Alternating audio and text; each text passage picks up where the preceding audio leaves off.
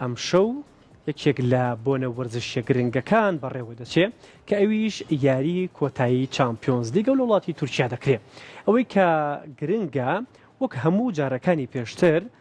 تیمی کورسات نیوز لە بۆنە وەرزشیەکانە ئامادەیە، نەک تەنها ناوخۆیەکان بەڵکو بۆنە وەرزشە جیهانیەکان چ بە چامپیۆنز لیگ چ خولەکانی ئەوروپا و هەروە لە ڕابردووشدا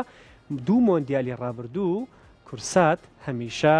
لەوێ ئامادە بووە و لێدوانی ئەستێرە گەورەکان و ڕاهێنەرە گەورەکانی وەرگرتووە. ئەم جارەش کورسات تیمێکی ناردووە و چەند ڕۆژێکە دەستگای میدیایی کورسات لە ناو یاریگاکانی وڵاتی تورکیایە و چ ڕاهێنانەکان و چ کۆنفرانسە ڕۆژنامەوانیەکانی ڕاهێنەران و یاریزانەکانی هەردوویانەی مانچستەر سیتی و ئینتەر میلان وەردەگرێت و راپۆرت و هەواڵ بۆ بینەرە کوردیەکان ئامادە دەکات. ئەم کاتی بینەرانی کورسات باش وەک دەزانین لە دوای یاری کۆتایی مۆندیالەوە ئەمە گرنگترین یاریەکە لەم وەرزەدا بەڕێوە دەچێت یاری کۆتایی چامپیۆنز لیگە کە میدیایەکی زۆر لە سەتاسەری جیهانەوە کە گرنگی بە بەڕێوەچوونی یانەکە دەدەن کە کێ دەبێتە پاڵەوان یاخود یانێکی ئیتاڵی یان یانێکی ئینگلیزی بکە یانی مانچستەر بۆ یەکەم جار بەڕێوە دەچێت. بەڵام من دەمەوێت ئاماژە بەو لایەنە بکەم کە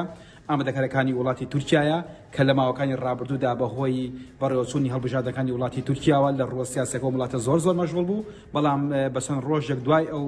کۆتایی هاتنی هەڵبژاردنەکانی وڵاتی تورکیا ئێستا کاتی بەڕێوەچوونی یاری کۆتایی چامپیۆنز لیگ دەتوانم بڵێم ئەمەش کە کات و ساتێکی خۆشە بۆ هاوڵاتیانی وڵاتی تورکیا، چونکە ڕوو دەکەیتە هەر شەقام و مارکێت و شوێنێکی گشتی لۆگۆیەکی یاری کۆتایی چامپیۆنز لیگ هەڵواسراوە وا دەکات کە زۆرترین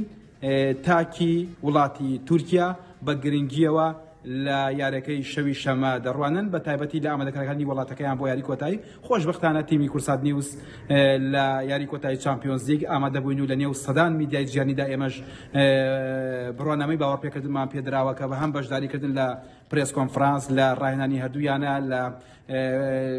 لە ڕووماڵکردنی یاری کۆتایی کە ئەمەش جێی دڵخۆشیە بۆ میدیای کوردی و بەڵێن دەدەین کە لە داهاتووشدا بەردەوام بین کە لە ڕووماڵکردنی ئیڤەنتە گەورەکانی جیهان جارێکی تر خۆمان بە خۆشحاڵ دەزانین کە لە نێو یاریگای ئەتاتورک لە وڵاتی تورکیا ئامادەین بۆ ڕووماڵکردنی یاری کۆتایی چامپیۆنز لیگ.